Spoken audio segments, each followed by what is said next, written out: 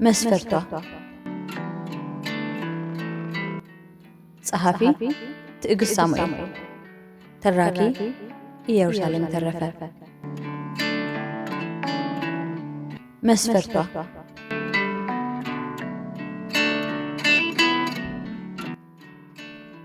ልጅ ያለው አብረን መርካቶ ያደግን ታየች የምትባል የልብ ጓደኛ ነበረችኝ። የሆነ ጊዜ ላይ ራጉኤል ጋር የነበረው የአባቷ ጨርቃጨርቅ ሱቅ በጣም ታዋቂ ሆነ። ከዛ ብዙም ሳይቆይ አለፈላቸውና መርካቶን ለቀው ኦልድ ኤርፖርት የሚባል ሰፈር ቤት ሰርተው ገቡ። እኔ እዛው መርካቶ ጭቃ ላይ የተራገጥኩ አንበጣ ሳባርር ታየች ፒኪኒ የሚባል ፓንትና ጡት መያዣ ተገዝቶላት መዋኘት ተማረች። አልፎ አልፎ ቤታቸው ስጋበዝ ምቾቷ ይጋባል። የማማራዲያ የሽንት ቤት ፍሳሽ በግቢ የሚያልፍ እኔ የነታየች ግቢ ውስጥ ያለው ጋርደን ላይ ተንጋልዬ መጽሐፍ እያነበብኩ ስታይ አቤት ውበቴ። አመሻሽ ላይ ወደ መርኬ ለመመለስ ገብርኤል ጋር ያለ ታክሲ ውስጥ ስገባ መጽሐፌን ጭብጥ አድርጌ ይዤ ከሰፊው ሕዝብ ጋር ስገፋፋ ጎበዝ ለካስ ምቾትም ይተናል።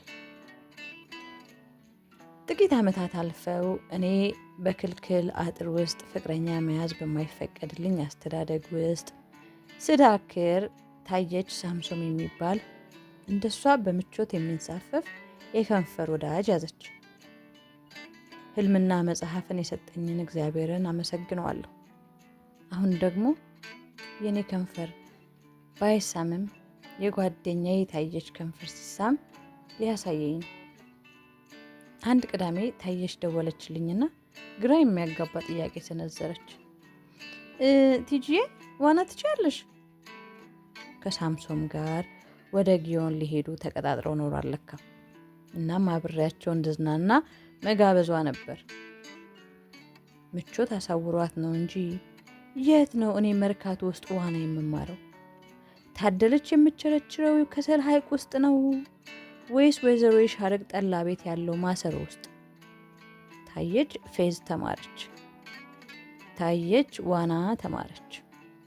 ከመርካቶ ቦይ በኮንጎ ጫማ ተንደርድራ በፒኪኒ ጊዮን ሆቴል የውሃ ገንዳ ውስጥ ተጠመቀች። እሁድ ጠዋት የከንፈር ወዳጆቹን አጅቤ እነሱ ሊዋኙ እኔ ፎጣ ልጠብቅ ጊዮን ሆቴል ደረስን።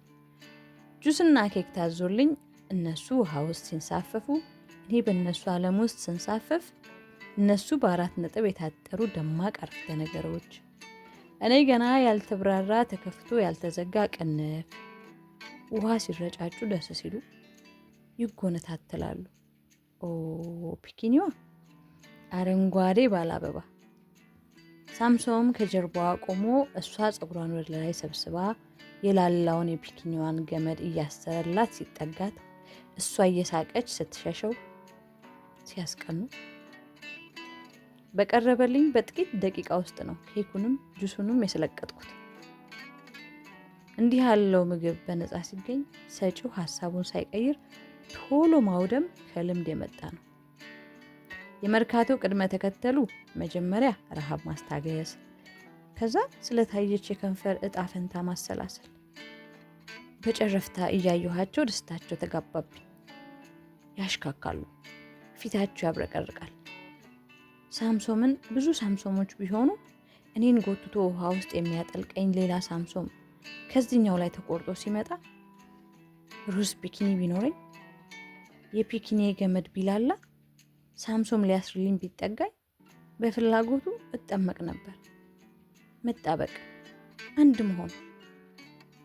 ቆይ ግን ታየሽ ለምንድን ነው የምትሸሸው? ከጥቂት ደቂቃዎች በኋላ ያላሰብኩት ክስተት ተፈጠረ። ታየች እየተጣደፈች ከገንዳው ስትወጣ አየኋት። ፊቷ ላይ ብስጭት ይነበባል። ዞር ብዬ ሳምሶምን ቃኘሁት። ግራ ገብቶት ፈዞ ያያታል። አጠገቤች ስትደርስ በፍጥነት ፎጣዋን አንስታ ገሏን እያደራረቀች ቲጂ ቶሎ መሄድ አለብን ተነሽ ብላኝ ሳትጠብቀኝ ወደ ልብስ መቀየሪያው ክፍል አመራች። ይህ ቀዥቃዣ ውሃ ውስጥ ምን አድርጓት ይሆን ብዬ እያሰላሰልኩ ተከተልኳት።